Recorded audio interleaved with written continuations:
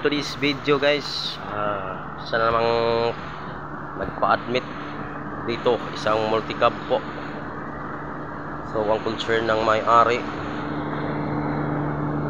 unti-unti na yung naubos yung tubig sa kanyang radiator. So hinang natin. So ayan, may tulo dito sa ilalim. So tignan natin kung saan dito. Ayun, oh. So ano kaya ito? So tanggalin natin yung crankshaft. Tapos itong timing chain cover para malalaman natin kung saan galing yung tulo na yan.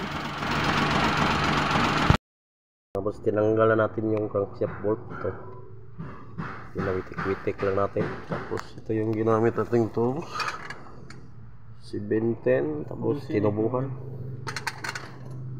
So ayan, pinitik lang natin yung ignition. Ha? Lagi. Wag na dia.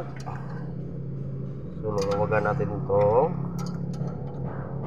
bolt sa kanyang alternator para makuha natin itong belt.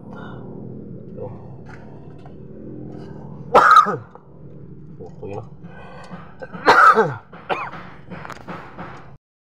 So ayan na mga boss, natanggalan natin yung cover at crankshaft pulley. So ngayon ita-timing muna natin bago natin kalasin itong timing belt para malalaman natin kung saan dito yung timing, para hindi tayo magkahirap-hirap pag magtaid-taid na tayo. So ito yung motor pump nya. So tatanggalin natin yan. So tatiming muna natin. Ito ang kanyang timing dito sa crankshaft. Ito yung mark nya. Sa ibabaw na naman ito camshaft. Naturo yan dito.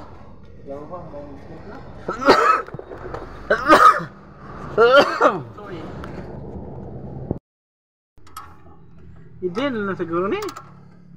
Idin na. Boss, natanggalan natin yung timing belt. So may 4 na bolt. Ito 10mm. Ito dito. Oh, nakamot ko siya. Ito na. So gana natin. Ay pre. Ayo didi nasuga ang kinahanglan.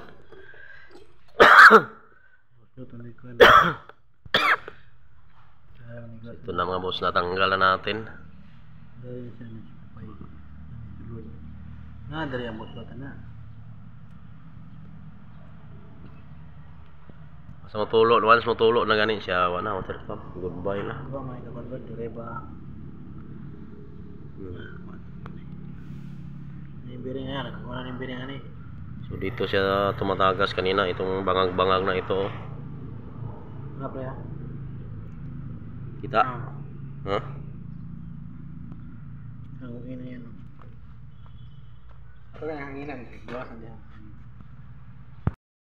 Yung ito. Dito siya lumalabas, oh. Yan, oh. Bumigay na talaga. Kasi tumatagas yung tubig dito, oh. Ito, itong bangag-bangag na ito. Habang ginauna diyan, gagana mo na ito. Wala pa talaga. Wala siya kagig-hagong. Ha? Ano ganyan mo? Taya, no? Kaya ana? Okay.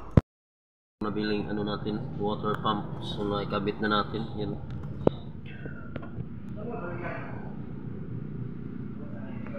Yun man yung luma.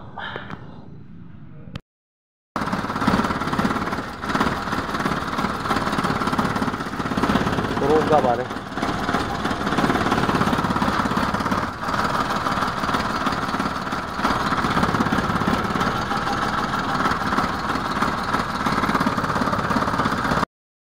Start kung naway ko rin leaking.